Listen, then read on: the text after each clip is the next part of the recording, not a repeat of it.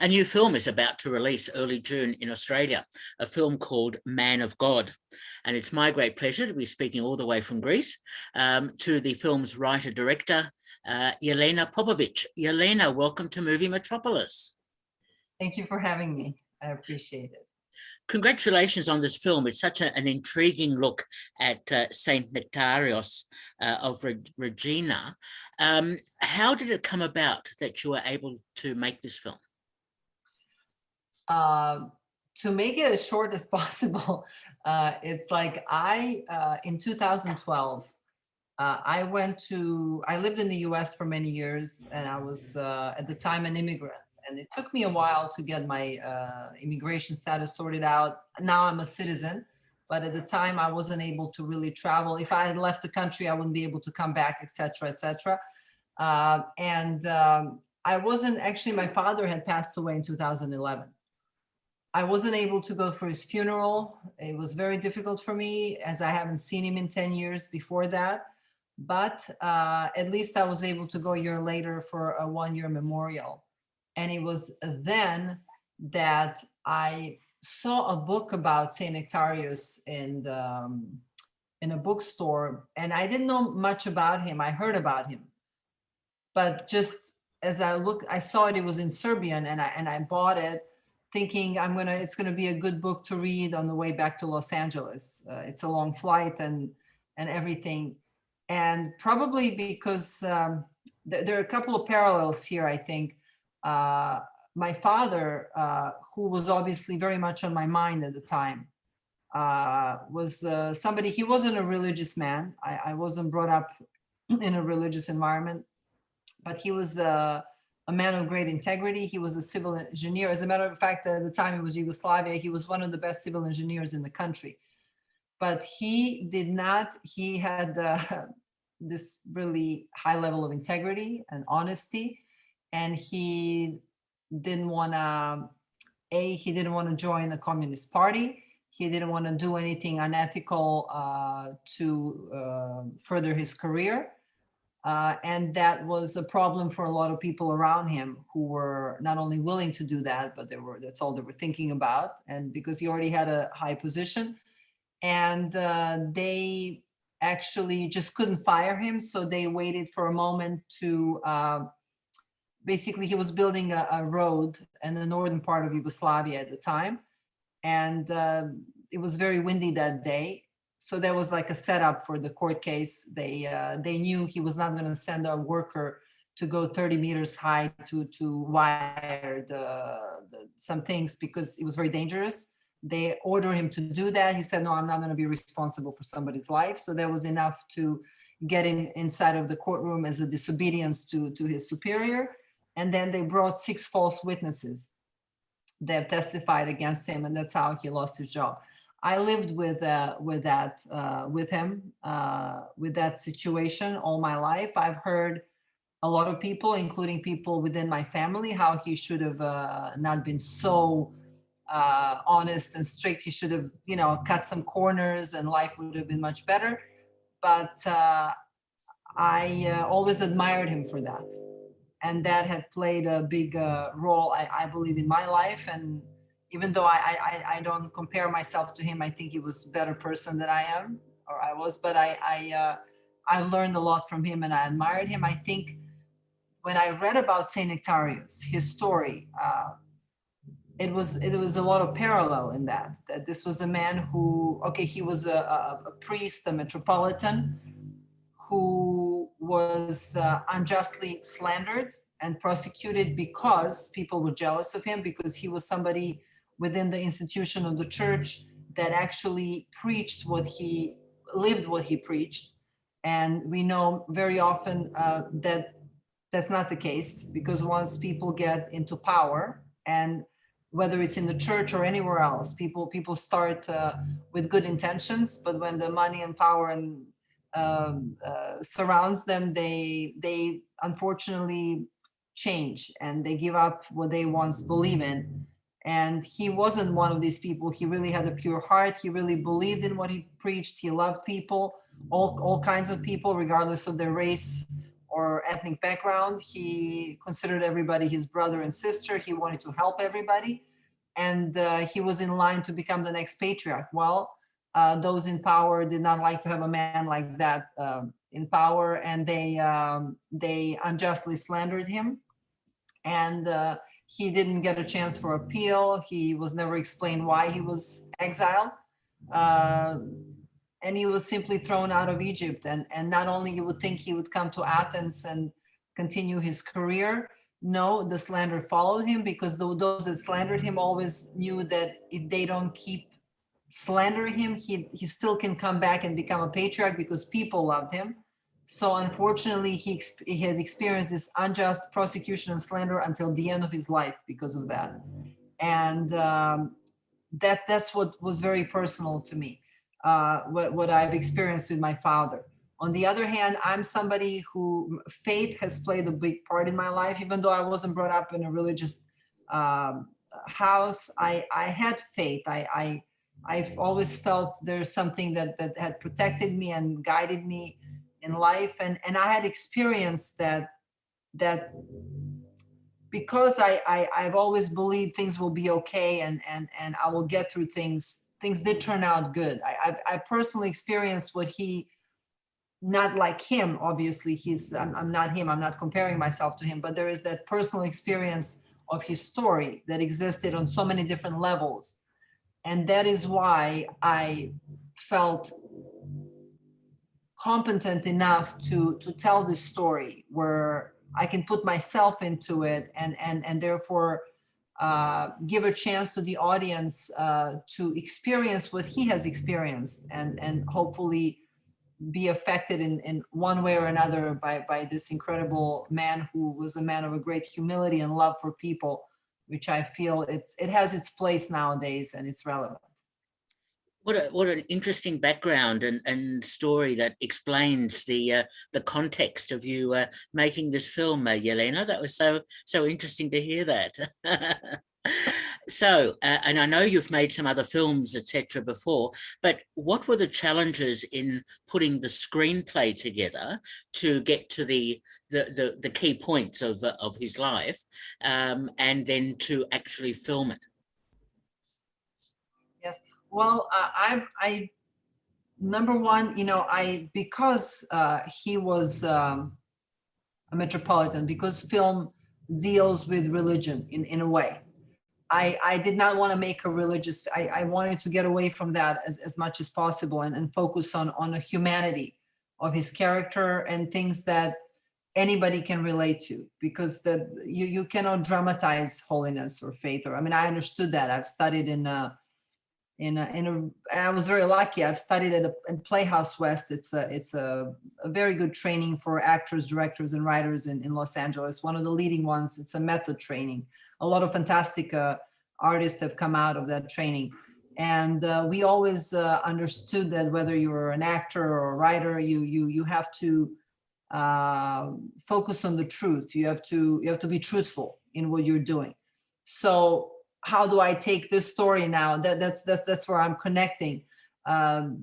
Yes, it's a nice story on its own when you're looking at it, but it's this personal understanding. My responsibility was to put myself in it as much as I could, so that therefore the audience could relate to it some way or another, because that's the only way that's possible.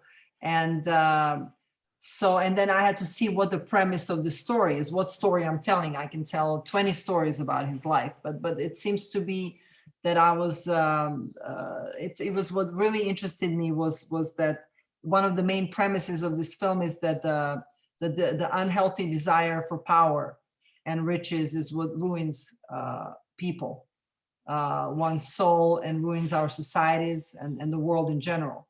So that was the main premise that I focused on, and I had to make sure it was in every frame of the movie. Now, naturally, that there were other premises that come out of the story, but that was something that I focused on. So then that's why I started. It wasn't just the whole biography when he was born. It was, I started from and then of course, what's drama? Drama comes from conflict.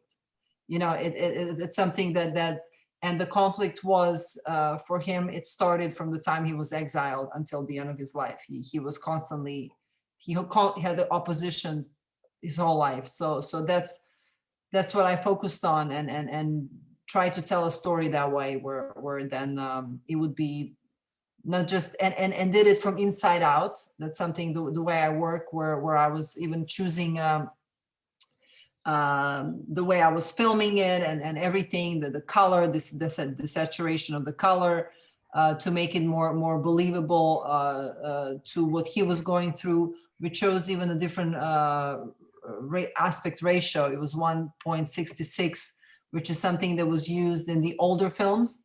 And what it does, it's a little more narrow frame, and it's what it makes you identify with the character more. It makes you not focus on the surroundings as much, but it makes you feel more what the character is going through. And that was basically what I was trying to achieve with the way that I did the film. So people can, even though it's somebody who they cannot just identify with him like that, it would just be more, if I can do that and connect them to what he was going through, then there would be a point of having this film, so that was my goal. Well, you certainly achieved that. It's a really very interesting film to watch and experience. It's so congratulations on that. I'm most intrigued, was it easy to get financing to be able to make the film? Yes, that's a good question. As you know, in independent filmmaking, it's always difficult to get any film off the ground.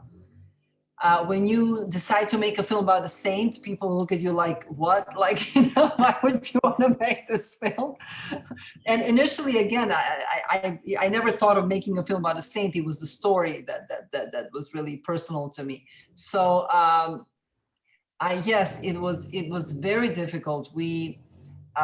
I just had it out there. I wrote it and I didn't think much about it. And what's interesting, I came to Greece, not because of the film, but because of some family things that we were going through. And when I found myself in Greece after being in Los Angeles for 18 years, and believe me, I've had a few other projects that I've tried to get off the ground, and they're not religious, they're not about a saint, but that you would think that they're very easy to get off the ground. Even those are very difficult. And I was able to do one smaller film.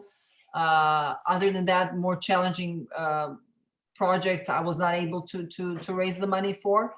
So coming to Greece and wondering, I'm here, and should I go back to US? And I was in some kind of a major transition in my life. This thought came to my mind. It's probably being in Los Angeles for 18 years. You never give up on thinking that something will happen, that you'll make the movie finally. I thought maybe I'm here to make the film about Saint Nektarios because I'm in Greece, and that thought actually had made me look around and look for the producers and share my my wish, and ironically the doors were opening. He's very well known in Greece, whether people are religious or non-religious. He is extremely well known as a figure. So through some private funding, obviously this wasn't, we were able to get the film rolling, and then later, we got some grants from the government, and we finished filming. So it's an interesting story. It is. It's always a process. I talk to so many filmmakers, and getting films made is just such a battle. Yeah. So well done. Pandemic. Yes. We had pandemic. If it was, yes, it wasn't. We had to.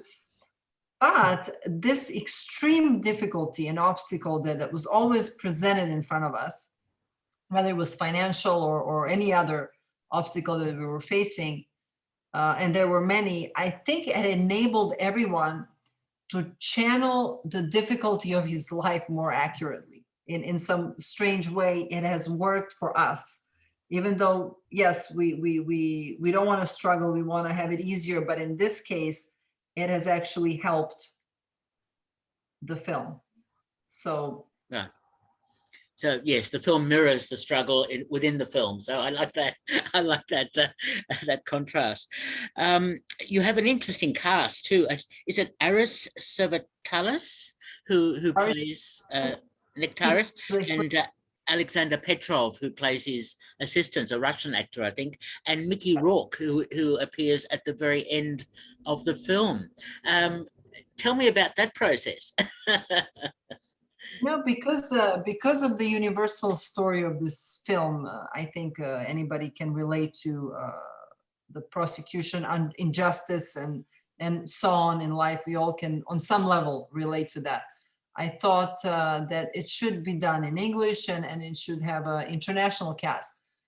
I wanted to put together a few different countries. I mean, obviously, a majority of the cast is Greek. I wasn't sure. I thought, okay, well, definitely I need an American actor or an English actor.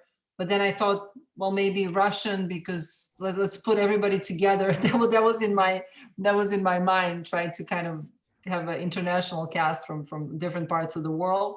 And I was very lucky in a way.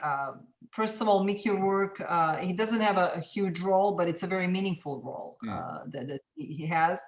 And I've known about him some personal things. For example, Mickey, even though he's very troubled and he's been a star for so many years, he had these ups and downs, and he struggles in general with so many things in his life. He has a very strong faith. I knew that about him because I heard in an interview once that, and he's a pretty honest guy. He says it's the way it is. He said that people asked him about it, and he said, well, listen, I think I would have killed myself a long time ago if it wasn't for my faith.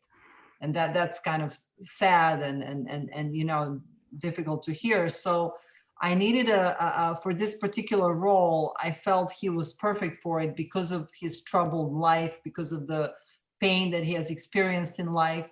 And I knew that because of his faith, he would relate to the subject matter. And it took me a while to get hold of him, but when I did, he did react to it very quickly, and he agreed to do it. So that was lucky. Alexander Petrov, I don't think he was even doing at the time many films, because he is still, and he was doing films in Russia. He, I think, wants to and wanted to do films outside of Russia. He wanted to extend his career in the Western world, and this was a good opportunity for him. First, he loved the script, and then it was good to do film in English. It was something that he was challenging, but he was also great to work with. And Aris Savatalis, I mean, I don't think I could have found anybody better to play the lead role than. I mean, he's an incredible actor. He was perfect for this performance, and I'm very grateful that I was able to work with him and all of them. And coming from the acting background, for me, I'm sort of an actor's director. I work really well with actors. That's something that I really enjoy, and they seem to like working with me. So that was a pleasure to have worked with all of them. How interesting. That sounds great. I'm also intrigued because the film is set in the late 19th century, early 20th century, because Nektarios died in 1920, I think, and was canonized in 61. Tell me about finding suitable locations to be able to portray the story. What I found incredible, I was very lucky. I was in Greece. I worked with incredible people. We had obviously location manager who we went and scouted different locations. Everything was shot around Athens, except 2 days on an island of Aegina. But obviously I had an incredible set designer, production designer. These are people that have done hundreds of movies here with amazing directors, and the costume designer, Eva Natana, she has done an incredible job. I mean, this lady has worked with the best of the best, and then she's got an incredible talent. And so I was very fortunate that I was working with people that really cared about this project, not just because it was a project for them, but they had a lot of faith in this, and they put everything they had in it. And obviously, when I talk about this film, the truth was, to make it as truthful as possible was something that was crucial for this. It had to be truthful on every level, whether it was a costume, location. So nothing. I didn't want anything to throw people off from the story. And when things are fake and they're not done properly, makeup. I mean, they've done a fantastic makeup, and I was basically leading that process. I didn't want for him to age drastically. I wanted things to be very subtle, because I didn't want anything to happen in the middle of the story. Sometimes you see a person and it jumps at you. It's not natural, so I had to tame everybody to make sure that things are really subtle. The performances were subtle. I mean, Eva has done an incredible job with her costumes, the design, everything had to be very subtle and truthful. So yes, there was a lot of detail in this, a lot of people's effort. It's a joint effort. I was just I'm directing this. I worked with actors, but without all of them, I couldn't have done this. So that was, and it was a great experience for me. To do a period piece is always more challenging, obviously. Well, the film has been released and it's now coming to Australia, but it's been very popular. I noticed, did it win the Audience Award, I think, at the Moscow Film Festival, if I'm not mistaken? That's where it opened, in Moscow International Film Festival. It won the Audience Award. It was in the main competition. It won a lot. It went to a lot of film festivals, and it won Siena International Film Festival, Trento. In Italy, it had a few in the US, and now I can't remember all of them, but they participated in quite a few of them, and it had good results, and which is unusual for a film like this. But I've and it's like that. It's not the subject matter that it's maybe sought for currently at the film festivals. But I want to stress, I wasn't trying to make a religious film. It was something else that I was going for here, and I think some people saw it and they realized there is a value to this film outside of what it's not a propaganda of any kind. It's a truthful film about a man who and his life. So. And it did, for example, of course, in Greece, they called it a phenomenon. Nobody expected this, even though it was very popular. The story is popular, but the film did extremely well. It was the highest gross film of the year of 2021 out of all the films in Greece. And it had a success in the US. It showed on 800 screens for 2 days through Fathom Events. It was a different thing. There are Fathom Events, they're owned by AMC Theaters, and they sometimes put out certain films for 2-3 days as an event. They do that more and more, and then it goes on different platforms. And it was extremely successful. It came just for those 2 days that performed. It came after Batman. It came after studio movies. In the amount of people that went to see it. So it did very well there. It did extremely well in France. It got incredible reviews from France, which is very nice to hear, because France is probably a leading country in Europe for filmmaking. It was good to hear that they have received it so well. It was released in Russia, in Serbia. It's going to be released now in Canada, now Australia, South America has bought the rights to it. So it seemed to have gone everywhere, so it's interesting that it's as you know, it's not, especially nowadays, unless you have a major studio movie, you don't really get that kind of exposure, so it's interesting. What an incredible outcome for you. That's fantastic. I must ask you, have you had any feedback from religious authorities about how they view the film? In Greece, we've had the support from the religious Orthodox Church that supports this film. Now, Catholic Church as well, Catholic press has really supported the film in the US and France. Obviously, now I don't know personally that there are people that like it. There are people maybe that don't, I don't know, but in general, it's been supported by the religious community. That's excellent to hear. Excellent. So, look, congratulations on the film. It is a fine film, and hopefully the audience will go and see it when it's released in Australia on the 2nd of June. I must ask you, Yelena, a couple of quick questions to conclude. Are you working on another film at the moment? At the moment, I am. I have some things in mind, but you know how it is. You never know which one is it's gonna go first. I've also written a film about. It's called Loveless, about life of Greta Garbo, that I would like to direct. There are other couple of projects in line that I'm attached to direct. We have our company. I'm putting a fund together so we can make a couple of films a year that would have a obviously output deal with the studio. So then there are some things in works, and it's basically, as I'm saying, this has taken a lot for me. So let's see how things are moving. You know, I'm excited. It certainly has opened the doors for me, and I'm excited to do whatever the next project is, whichever one takes off first, because again, as you know, you never know which. Yeah. It depends on so many elements, whether actors are attached or the financing is in place and everything. So we'll see which one actually is meant to be, I guess. After what I've experienced, that's all I can say. I fully understand. It's always a complex business and complex process.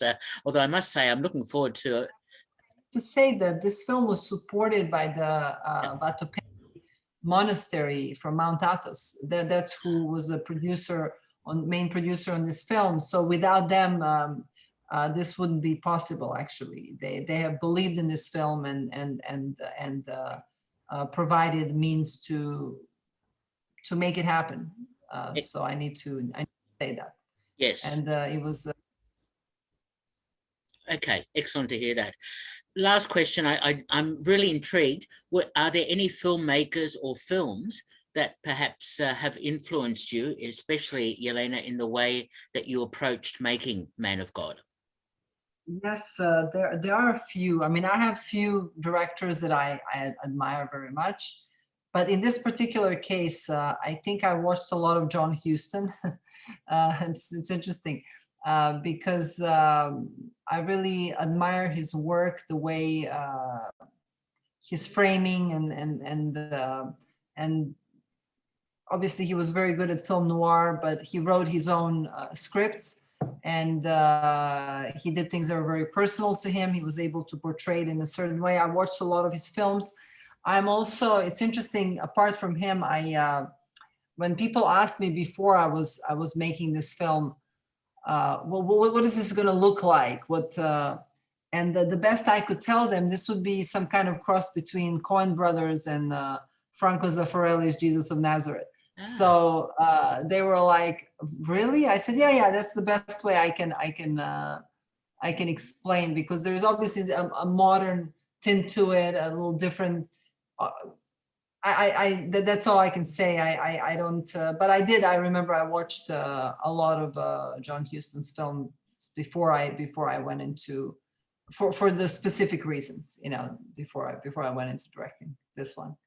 How interesting to hear that influence. That is so great. Look, it's been such a pleasure talking to you. We've been speaking to Yelena Popovic, who is the writer-director of Man of God, releasing across Australia on the 2nd of June. And Yelena, it's been a pleasure talking to you. Thank you so much. Thank you for having me. I really appreciate it. All the best. Thank you. Bye-bye.